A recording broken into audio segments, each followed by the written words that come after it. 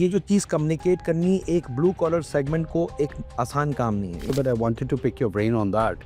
तो कोई ऐसी कैंपेन बन सकती है जिसमें वो वहाँ से पैसे भेजे और उसके अगेंस्ट मेडिकल इंश्योरेंस के वालिद को मिले। एक ख़ास मुल्क के लोग हैं जो कि आइदर ओन करते हैं या वहाँ पे टॉप पोजीशंस में हैं। T10 क्रिकेट लीग का जिक्र किया तो T10 क्रिकेट लीग जो थी वो पाकिस्तान की इनिशिएट की हुई लीग नहीं थी। मैं पाकिस्तान से जो है वहाँ पर सर्व कर रहा था, तो मैं कितना पाकिस्तानी टैलेंट यहाँ इंट्रोड्यूस करवा सकता हूँ वो मैंने किया। पाकिस्तान के कमेंटेटर्स ने आके कमेंट्री की, पाकिस्तान के क्रिकेट ग्राउंड्स पे काम करने वालों ने वहाँ पर पार्टिसिपेशन की, पाकिस्तान के प्लेयर्स आए, पाकिस्तान के नाम से टीमें बनी। अभी तक जो हमारा फोकस मैं देखता हूँ जनरली बैंक्स का, इदारों का, वो फोकस उनका ये है कि हमें इनसे ये चाहिए जी, फॉर्मल चैनल से हमें इनसे पैसे चाहिए, फॉर्मल चैनल से पैसे आते रहे, मेरे पास डॉलर आ। हमारे नंबर्स बढ़ते रहे, सितारे हमारे लगते रहे। अच्छी बात है, लगने चाहिए। अब आपको पता चला मैंने आपको क्यों बुलाया है।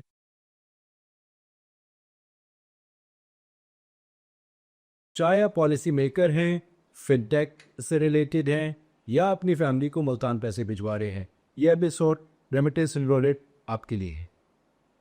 सबसे बड़ा segment we all know that it is the blue collar worker. Now let's come to brass tax.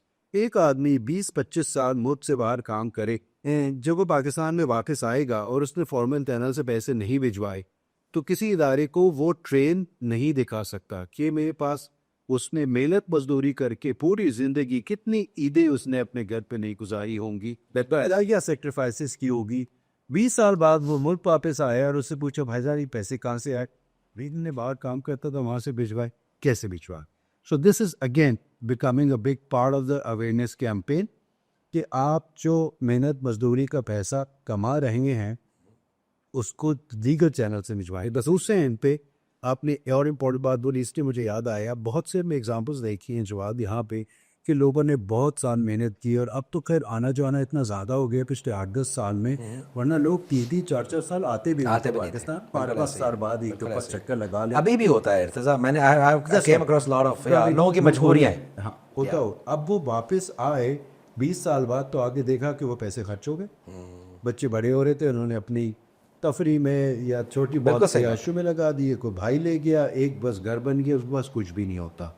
तो वो जो एक सपोर्ट सिस्टम या सोशल नेट या उसका safety net, the financial safety net, उसके लिए प्रोडक्ट्स बनानी चाहिए। So this is a request and appeal to the financial institutions कि उनके लिए प्रोडक्ट्स, जैसे अभी जब आपने जिक्र किया, मुझे खुद पर्सनल एक्सपीरियंस है, मेरी किसी से बात हो रही थी एक एक्सचेंज कंपनी से, हम पाकिस्तान की रेमिटेंसेस को कंपेयर कर रहे थे से इंडिया और फिलीपींस के साथ। फिलीपींस का बहुत ज़्यादा नंबर नज़र आया तो पता ये चला कि फ़िलीपींस में इंश्योरेंस कंपनीज गवर्नमेंट और वो पुश करती हैं, इनकरेज करती हैं कि आप मंथली वहाँ पे एक प्रीमियम भिजवाएं तो कि जब वापस आएंगे आप तो आपको एक इन्वेस्टमेंट मिल जाएगी।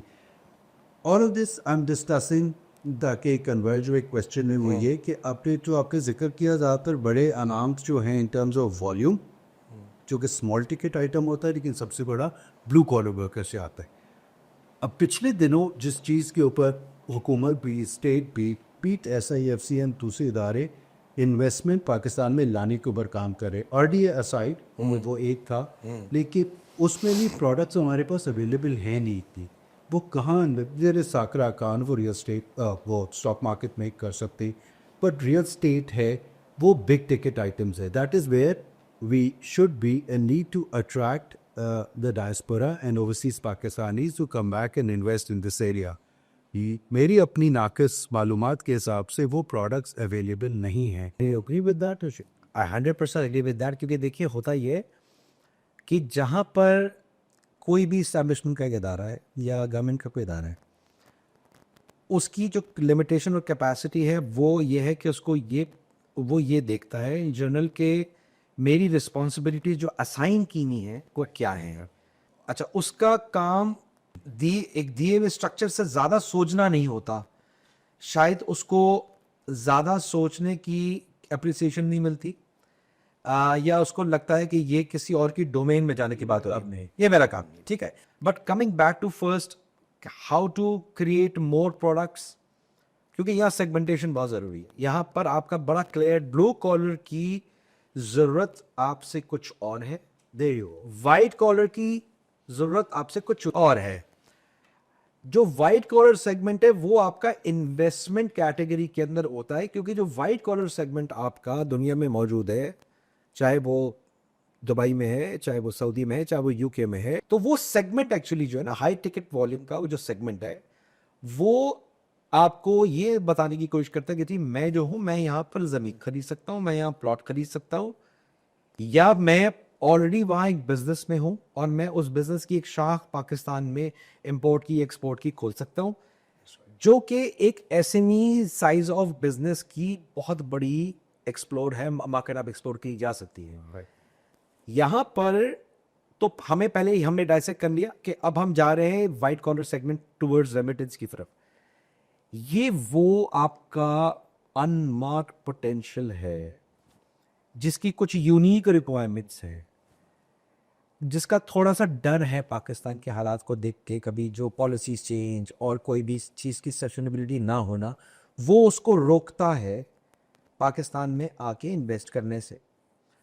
उसकी वजह यह है कि अगर एक इदारा उसको फैसिलिटेट करता है तो दूसरा बेसिकली उसको वो जुर्माने लगाने की बात करता है। एक इदारा कहता है यहाँ आके पैसे लगाओ, दूसरा इदारा कहता है ये पैसे तुम कहाँ से लाए, या इन पैसों पे को लाने में तुमने क्या किया। तो होता ये सवाल और जवाब से वो घबरा जाता है। मैं ये समझता हूँ, आपने ना SIFC कही, SIFC को मैं समझता हूँ शायद ये पाकिस्तान के लिए एक बहुत बड़ी अपॉर्चुनिटी है। एक ऐसी बॉडी है जो मल्टीपल इदारों को यूनिफाइड कर सकती है। अच्छा, मैं अब आपको इसकी एग्जाम्पल देता हूँ। अब आप ये देखिए कि पाकिस्तान से लोग को पता है कि आम एक्सपोर्ट होते हैं, राइस एक्सपोर्ट होता है, सिट्रस फ्रूट होता है, लेदर होता है, मिनरल्स होते हैं जी। मगर आपको पता है कि पाकिस्तान की मैन पावर भी एक्सपोर्ट हो रही है, ऑफ कोर्स। अब जो मैन पावर एक्सपोर्ट हो रही है उसको एक अलग इदारा देख रहा है। हम जब I'm very happy to hear what you're saying because लोग इसको ब्रेन ड्रेन कहते हैं, मैं इसको मैन पावर बिल्कुल ऐसे ही, और एसिड बिल्कुल सही कहा, क्योंकि एग्जैक्टली क्योंकि दे आर और एम्बेसडर्स। ये हमारे ट्रू एम्बेसडर्स हैं। हमें समझना ये होगा कि जब हम कोई एक्सपोर्टर अपना राइस बेचता है या आम बेचता है या चमड़े की जैकेट बेचता है, वो प्रोडक्ट बेच, तो वो क्या बेच रहा है, प्रोडक्ट बेच रहा है। वो क्या बेच रहा है, वो कहते हैं मैं अच्छी से अच्छी क्वालिटी वाला प्रोडक्ट बेचूंगा। क्यों? ज्यादा अच्छी बेचूंगा, ज्यादा महंगी बिकेगी, ज्यादा डॉलर आएगा, कंपटीशन ऐसे ही है। तो क्या हम अपनी इस एक्सपोर्ट कमोडिटी को हाई क्वालिटी क्यों नहीं बना सकते? अच्छा, अब यहां पर दो चीजें हैं, एक PI स्टेट बैंक आ गया और एक मिनिस्ट्री डेवलपमेंट आ गया। अगर आज आप इस चीज को मैंडेटरी कर दें कि पाकिस्तान से जो भी शख्स बाहर जाके काम करना चाहता है उसको बाहर जाने से पहले ये स्किल सेट्स सीखने पड़ेंगे, या इन स्किल्स को इम्प्रूव करने के लिए हम ये इदारा आपको प्रोवाइड कर रहे हैं। आप आइए, आप यहाँ पर आके वेल्डिंग सीखिए, आप यहाँ पर आके जो है वो होम नर्सिंग का इदारा आपको दिया जा रहा है। जब हैवी मशीनरी ऑपरेशन, यस, जब वोकेशनल ट्रेनिंग, अच्छा उसमें क्या होगा, अच्छी चीज़ क्या होगी कि उनको तहजीब भी सिखाई जाएगी, उनको आदाब भी सिखाए जाएंगे। भाई देखो, यूं ही जा रहे हो, वहाँ ये लॉ है, वहाँ सोशल मीडिया पे ये ना लिखना वरना कैद कर दिए जाओगे, वरना डिपोर्ट कर दिए जाओगे, इंडिकेटर देना है, सीट बेल्ट, हर चीज़ आपको बताई जाएगी। तो जब आपकी क्वालिटी एक्सपोर्ट होगी मैन पावर की, तो आपका रेमिटेंस भी क्वालिटी का है। दैट्स राइट, ठीक है। अब हमें दूसरी चीज़ जो इंपॉर्टेंट समझनी वो ये कि मेरे हिसाब से इदारों को हैंड इन हैंड काम करना बहुत ज़रूरी है, और किसी एक इदारे का को अंडर वन एम्ब्रेला लाना बहुत ज़रूरी है, ताकि जैसे आपने पहले कहा कि दूसरों के तो मेरा काम नहीं है। बिल्कुल, क्योंकि देखिए ये वो नहीं है, मेरा और आपका पाकिस्तान नहीं है, हमारा पाकिस्तान है। समझना ये है, अल्टीमेटली आपने जो भी एक्शन करना है उसको आपने देखना है कि उसका इम्पैक्ट आपकी पाकिस्तान की इकोनॉमी में और उसकी नेक नामी में और उसके सॉफ्ट इमेज में कैसे काम होता है। जो ये बहुत इंपॉर्टेंट एस्पेक्ट आपने टच किया, जो लीगल और इलीगल का डिफरेंस है, ये तो हो गए remittances. Take a step back, जो लोग वहाँ पे गए जो रेमिटेंस भिजवा रहे वो भी तो लीगल और लीगल चैनल से जाते। बहुत सारे लोग यहाँ पर है, नंबर्स में डिफर। कहीं पे मैं पढ़ रहा था कि पाकिस्तानी डायस्पोरा इस वक्त अबाउट 10 मिलियन के करीब है, 9 to 10 मिलियन, समथिंग 9.6 मिलियन। और जो इलीगल लोग गए हुए वो 6 मिलियन के अराउंड है। वो हैं जो डंकी करके जाते, यहाँ से साइप्रस गए, साइप्रस से टर्की गए, फिर आगे यूरोप चले गए। सो कमिंग बैक, ये जो इलीगल चैनल से गए हैं वो नहीं चाहते कि उनकी ट्रेसेबिलिटी हो। कोई आदमी ग्रीस में है या स्वीडन में है या वहाँ बैठा हुआ है और जो कैश पे अंडर द रेडार काम कर रहा है, वो नहीं चाहता कि उसकी ट्रेसेबिलिटी पीछे घर वालों को के थ्रू किसी एजेंसी को मिल जाए, से FIA and immigration in this matter, कि यह बंदा कहाँ पर है. How do we channelize that, और डू वी नीड टू, और would this always help only हमारा? यस, आपका बहुत ज़बरदस्त यह है, बिकॉज होता यह है कि जैसे मैंने आपसे कहा था ना कि बहुत सारी चीज़ें अपने अपने एरियाज़ में चल रही होती है, मैं कहीं जाके वो मिलती हैं और फिर उनका अच्छा या बुरा असर जो है वो आपके प्रोजेक्ट्स पे होता है या आपके इनिशिएटिव्स पे होता है. इस वक्त जो है वो आप डंकी की जो बात की, dunki is not a recent phenomena. Dunki is 3 generations. Yes. अगर 1970s में आप अपने वालिदैन से उस ज़माने के लोगों की बात करें तो उस ज़माने में यूके जाना, यूरोप जाना अराइवल होता था, वीज़ा ऑन अराइवल होता था. उस वक्त बहुत लोग वहाँ स्लिप हो जाते थे, फिर बाद पे रेशारिटी से मेरे को ले लेते थे. और फिर आपको पता है कि यूरोपियन यूनियन की और उस ज़माने में जो उनकी पॉलिसीज़ थी वो बड़ी वेलकमिंग थी. अच्छा, उसमें समझना ये भी होगा कि क्यों वेलकमिंग थी. They always need labour class people in the country. अच्छा, अब उसमें ये होगा कि ये चीज़ पहले जो थी वो एक लिमिटेड थी, एक लिमिटेड लोगों के पास थी, एक लिमिटेड कम्युनिटीज थी, लिमिटेड शहर से. तो अगर मैं आपसे ये कहूँ कि अगर आप यूरोप और यूके की फॉर एग्जांपल लें तो 80% तो जीडी रोड है वहाँ पर. अब जीडी रोड क्यों है? उसकी वजह यह है कि जीडी रोड में कोई गुजरावाला से, लाला मूसा से या जेलम से एक गया. और ये जो हमारी दोनों कम्युनिटीज़ हैं इनमें अच्छी बात यह है कि ये जब जाते हैं तो कहते हैं पूरा टंबर लेके जाए.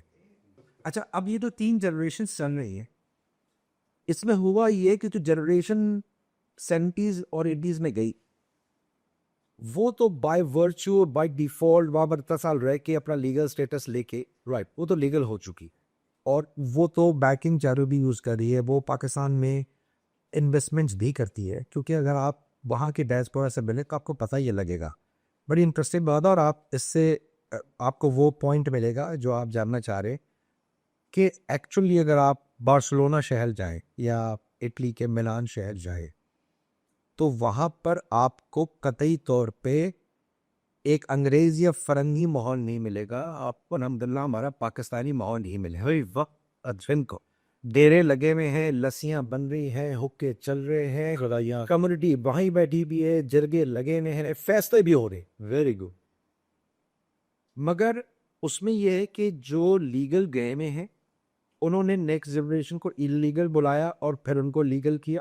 और जो सेकंड जनरेशन अब लीगल हो गई वो मजीद इलीगल. वो जो बच्चे वहाँ पैदा हुए हैं वो तो वैसे ही आके क्यों डंकी लग रही है. अब सवाल ये पैदा होता है कि देखिए हर इंसान का ये एक पैदाइशी हक है कि वो अपनी ज़िंदगी के अंदर बेहतरी ला सकता है, उसको लाने भी चाहिए. और ये सिर्फ बात करने से नहीं होगी, ये मेहनत करने से होगी. अब आप देखें सर कितना कोई पोटेंशियल है उस इंडिविजुअल में, कितनी रेजिलियंस है, कितनी बर्दाश्त. बस कर पगले हिलाएगा. नहीं रोने दूंगा तुझे, सदा फिक्र ना. तो उसके अंदर कितनी प्रोटेक्शन हिम्मत है कि वो एक रिस्क लेता है. वो पहले जाता है क्वेटा, क्वेटा से जाता है ईरान, ईरान से जाता है टर्की, टर्की से जाते में वो स्पेन, पोर्चुगल और ग्रीस तक पहुंच जाता है. अच्छा, बाय द वे सारे नहीं पहुंचते. और अनफॉर्चुनेट आयरनी इसके उसमें से बहुत सारे लोग जो है वो नहीं पहुंच पा रहे. अब आप ये देखें कि उनको सबसे पहले तो आप इस चीज को देखें कि उनको डंकी लगाकर जाने की जरूरत क्यों महसूस हो रही. क्योंकि उनके पास ऐसा स्किल, वेरीफाइड स्किल सेट नहीं है जिससे वो मैन पावर कंपनी के पास जाके अपने और रजिस्टर कराए, अपना स्किल सेट दे. डिमांड तो आपकी वहां मौजूद है. अगर आज तो फिजिकली आऊंगा कि आज मैं आपको अपने एक्सपीरियंस से बता रहा हूँ, अगर आज आप चाहते हैं कि 2000 नर्सेस पाकिस्तान से यूरोप जाएं तो they are waiting for it. The problem है जापान ने भी शुरू किया कितने. एग्जैक्टली. तो हमें समझता ये कि भाई अगर आप वही ना कि अगर यहाँ से आप अपनी रिसोर्सेज को, मैन पावर को अगर एजुकेट करें, अगर उनको वोकेशनल ट्रेनिंग दें, उनकी सर्टिफिकेशंस हो, सो वो इज्जत से जा सकते. जैसे आपने पहले कहा था वोकेशनल ट्रेनिंग की. अब now let's talk about some down. देखो ये बड़ा आसान है कहना कि लीगल चैनल से भिजवाएं, कुंडी को लगाओ कुंडी, हवाले को लगाओ ताला, लगा दिया भाई. लेकिन ये दूसरे ऑल्टरनेटिव्स की क्या हैं वो, और ये क्यों लगाई कुंडी और ताला और वर्क से प्यार क्यों करे, इसीलिए कि इसकी बहुत सी डार्क साइड्स भी हैं. There are many examples that I would want you to share and I will share also कि मैंने शहबाज खान को पैसे दिए, दिरहम या डॉलर या रियाल कि ज़रा घर पे भिजवा देना, वो सब गायब.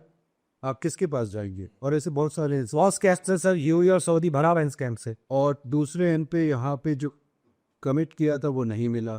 दूसरे एंड पे आपको ये ट्रस्ट और कॉन्फिडेंस जो बिल्ड करना, ये फॉर्मल चैनल्स के थ्रू तो ये हो जाता है, जहाँ पे सर्विस थोड़ी सी लेट मिलती है एज कम्पेयर टू दिस हुंडिया वाला. Coming back to the utilization of this, कहना बड़ा आसान है कि क्या फ़र्क पड़ता है हुंडी के हवाले से, मतलब मुल्क में तो आ रहा है पैसा, जैसे कि आपने बताया. नहीं, वो इकोनॉमी में उस तरह कंट्रीब्यूट नहीं करता, वो फॉर्मल नंबर्स में नहीं काउंट होता, लेकिन वो कैश इकोनॉमी में आ रहा होता है, जो कि इटसेल्फ बुरा है. बट जो पैसा वहाँ पे इसके बदले वहाँ रह जाता है, वो किस लिए इस्तेमाल होता है? जो डंकी की बात हुई, इसमें ह्यूमन ट्रैफिकिंग, इसमें ड्रग ट्रैफिकिंग, इसमें स्मगलिंग, इन सारे पैसे कामों के लिए यही पैसा इस्तेमाल होता है. सो इग्नोरेंस में जो लोग, क्या फ़र्क पड़ता है हम ये करें या ये करें, उससे फ़र्क पड़ता है.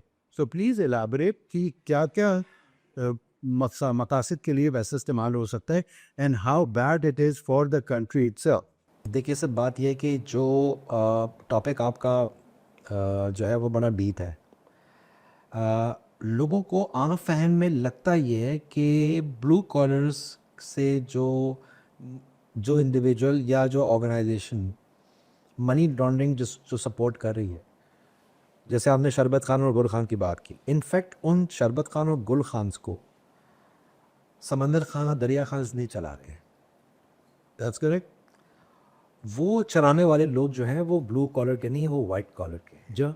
सो जो वाइट कॉलर क्राइम है या वाइट कॉलर की जो ऑर्गेनाइजेशंस हैं, वही अंडरनीथ इन ब्लैक इकोनॉमी को जो है उसकी पूरी एक एक्सप्लॉइट बनाती है. ठीक है, अब यहाँ पर जो सबसे बड़ा प्रॉब्लम और जो सबसे बड़ा इशू है वो ये है कि अवेयरनेस. मैं बार बार जो देखिए, एजुकेशन और अवेयरनेस ये दो वो चीज़ें हैं जो कि एक इंसान को क्लैरिटी देती है कि भाई देखो, अगर तुम ये करोगे तो ये भी हो सकता है, और दूसरा तरीका देखो अगर तुम ये करोगे तो ये होगा. और फ़र्क है, क्योंकि यहाँ पर देखिए, अगर सज़ा का इम्प्लीमेंटेशन हो तो लोग क्राइम नहीं करते या कम करते. बट आपको अगर ये पता होता कि you will get away with it. जवान इसी एग्जांपल कि हमारे पास जो है पाकिस्तानी यहीं पे जो गाड़ी चला रहा होगा, वो बिल्कुल सिग्नल पे नहीं रुकेगा, वो कभी स्पीड बेल्ट नहीं लगाएगा और इंडिकेटर भी देगा. मेरा पॉइंट बड़ा इसके अंदर सिंपल है कि देखिए सर, इस वक्त आपकी जितनी ट्रेड है, देखिए दो चीज़ें ना, आपकी सिर्फ रेमिटेंस ब्लैक नहीं हो रही, आपकी मुल्क में ट्रेड भी तो ब्लैक है ना. अब उस ब्लैक ट्रेड का फ्यूल कहाँ से आएगा? वो फ्यूल प्रोवाइड करता है आपका इलीगल रेमिटेंस चैनल. ठीक है, और जब इलीगल रेमिटेंस चैनल, वो फ्यूल अगर बंद नहीं होगा तो वो आपकी उस ब्लैक इकोनॉमी का ईंधन बनेगा, जो कि बड़े लेवल के ऊपर आपकी इकोनॉमी को नुकसान दे रही है. जवाब इसका हमने एग्जांपल पिछले एक साल में देखी है. जी बिल्कुल. स्मगलिंग के ऊपर क्रैकडाउन हुआ, वहाँ के रेमिटेंसेस फॉर्मल बढ़ गई. जी बिल्कुल. This is just it's simple. एक साल के इम्प्लीमेंटेशन और रूल ऑफ लॉ जो है, और अगेन मैं बार बार आपसे इसलिए कह रहा हूँ कि देखिए, होता ये कि हर इदारा जो है वो अपनी चीज को देख रहा है. कुछ ऐसा अब होना चाहिए इर्तिजा के इन सब इदारों को एक कलेक्टिव ऑब्जेक्टिव के लिए साथ बैठना होगा, साथ बैठ के पॉलिसी मेकिंग के अंदर जो है वो अपने फीडबैक्स देने होंगे इन रियल टाइम पे. तब ही बेसिकली हम एक बड़ा हदफ. मैं आपके बात सुनना ही नहीं चाहता, आप साथ बैठने की बात करें, मैं आपकी शक्ल नहीं देखना चाहता. हाँ, that is an issue, but this points towards a very daddy को सख्त होना पड़ेगा, मजबूत होना पड़ेगा. और डैडी सख्त हो चुके हैं और उसका अब असर नजर आने लगा है. हाँ बिल्कुल. उसका फायदा आगे जाके आपके मुल्क को यकीनन होगा, हर किसी को होगा, चाहे वो कहीं से भी बिलोंग करता है, because that is the only way to go forward. और भी तरीका आपके पास होगा नहीं. बिल्कुल. अब यहाँ पे हमने बात की, जैसे मैंने पहले भी कहा था, ब्लू कॉलर की बात इसलिए करें बिकॉज बिगेस्ट सेगमेंट 45% आपके पास सऊदी और यूएई से आता है, बाकी नॉर्दर्न एमिरेट्स का आज कदम पर. बट मार्केट बहुत बड़ी है, टैप उसको करना है. ऑन दैट यू रिसेंटली आपने बहुत इंटरेस्टिंग एक समिट कराई थी, मैंने लिंक्डइन पे कुछ जगहों पे तस्वीर देखी थी, वाज वेरी इंटरेस्टिंग। तो बहुत सारे हमारे पुराने बैंकर दोस्त भी वहाँ पे मौजूद थे। This was I believe in Spain. हाँ जी, जो रेमिटेंस समिट था जी वो तो रोम में किया था। हाँ, but you went to Spain. हाँ हाँ बेसिकली उसमें ये था कि जनरली जो पिछले 2 साल से हम समिट कर रहे हैं, यानी ये जो लास्ट हमने किया उससे पहले हमने मलेशिया कोलापुर में किया था। ओके।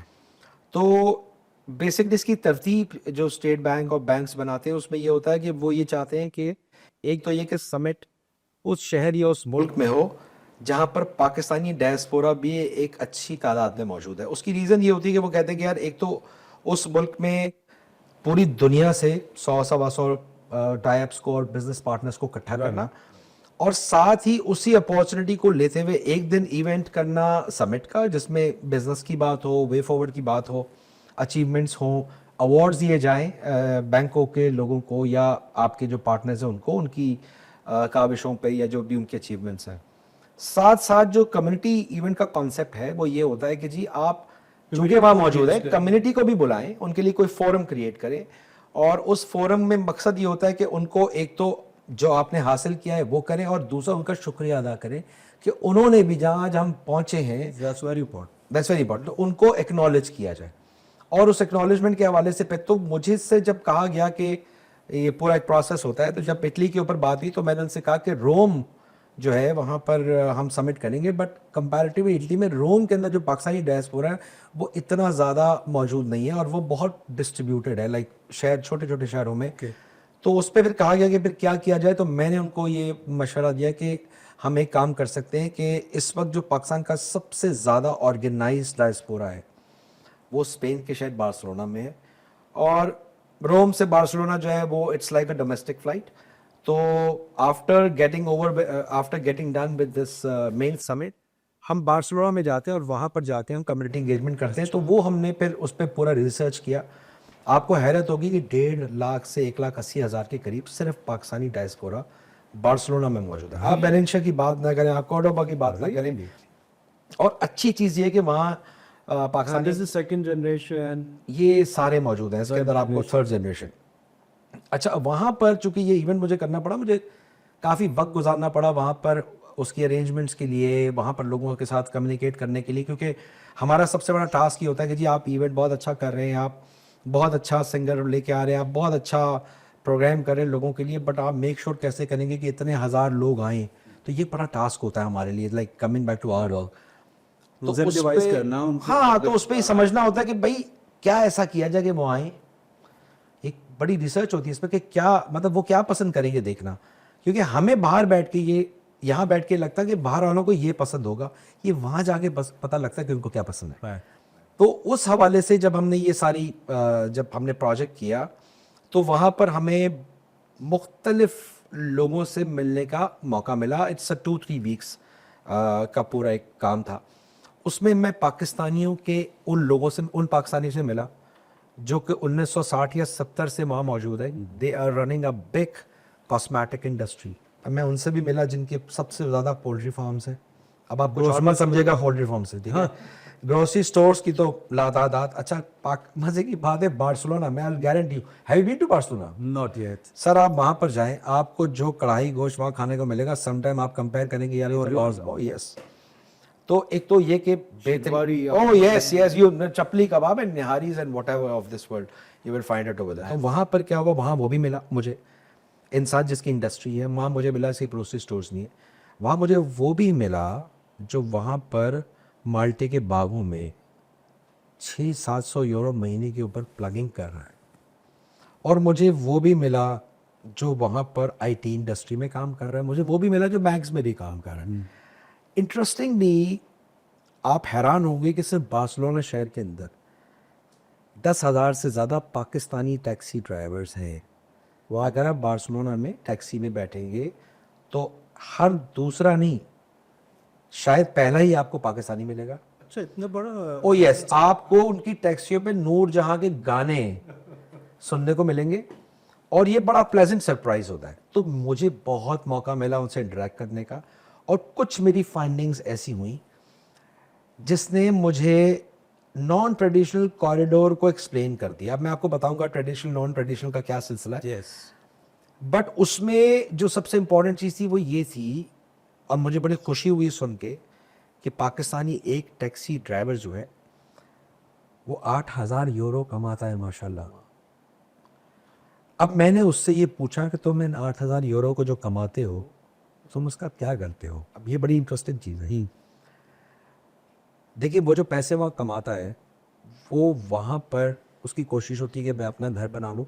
बहुत ईजी है, वो मॉर्गेजेस आप पर मुराइते रहे, ईजी हो जाता है। दूसरा उसका जो कंसर्न पॉइंट होता है वो ये होता है कि जो मेरे बच्चे हैं जो यहाँ पर हैं उनको मैं अच्छी एजुकेशन दूँ, जैसे हमारे यहाँ तो है। मैंने कहा यार वो जो सेविंग करते हो ना उसका क्या करते हो। कहता सर सेविंग भी तो मैं लालो मुझसे एक ज़मीन ले लेना। अब ये बड़ा टिपिकल जवाब, लालो मुझसे मैं ज़मीन ले लेता हूँ। कहते हैं हाँ सर 5 साल के अंदर जो है ना 1 मरबा हो गई है, अब टारगेट ये कि अगले 5 साल में 1 मरबा और करना है। मैंने कहा रह यहाँ रहे हो, आप जेला में रह यहाँ रहे हो, बच्चे यहाँ पर है, इन्वेस्टमेंट जमीन वहाँ क्यों ले रहे हो। वतन कहता जी शरीकिया नो भी तो 10 में के कि वो 2.5 मरबे हो गई है। तो क्या है कि आपने समझना दिखाना भी है। आपने सब दिखाना भी है। अब ये देखिए ये एक अपॉर्चुनिटी है ना कि आज भी उसका बिलीफ सिस्टम ये कहता है कि वो पाकिस्तान के साथ अपनी रूट्स को ख़त्म नहीं करना चाहता, मगर हम उसको क्या ऐसे मौके दे रहे हैं कि इस चीज़ को हम इंश्योर करें कि ये तो कर रहा है, मगर इसका जो 14-15 साल का जवान बेटा है जो कि अब मेन स्ट्रीम में आने जा रहा है, क्या उसके वो सेंटिमेंट्स रहेंगे? नहीं, क्योंकि वहां जो बच्चा पैदा हुआ है वो हाइब्रिड पाकिस्तानी है, वो हाइब्रिड जनरेशन, हाइब्रिड ही होगा, दोनों साइड पे चल रहा है, कंफ्यूज भी है। वहाँ के जो वालिदैन हैं वो बड़े कंसर्न है नौजवान नस्ल। अब आप हैरत होगी आपको, 1.5 लाख या 2 लाख पाकिस्तानी जिस शहर में रहते हूँ, यार मैं पाकिस्तानी स्कूल तो होना चाहिए, लेकिन ओ अपॉर्चुनिटी वो कम्युनिटी पाकिस्तान की जो अब वहाँ पर उसको अब जेंसीज कह रहे हैं या यूथ कह रहे हैं या यंग जनरेशन कह रहे हैं, राइट, उनके माँ बाप उनके लिए परेशान हैं क्योंकि वो बच्चा जो स्पेन में पैदा हुआ है उसका बाप टैक्सी चला रहा है, वो नहीं चलाना चाहता। उसका बाप वहाँ पर मिसबा खाने में मुर्गियाँ काट रहे हैं, वो नहीं काटना चाहता, मगर वो क्या करेगा। अब वो पोटेंशियल है जो आज आपको नज़र नहीं आ रहा, मगर अगले 5 साल बाद, 3 साल बाद, 4 साल बाद अगर उसकी एसोसिएशन, उसकी कनेक्टिविटी, उसकी मोहब्बत पाकिस्तान के साथ नहीं कायम रही इर्तिज़ा साहब, तो ये जो नंबर्स आप देख रहे हैं ये कम भी हो सकते हैं।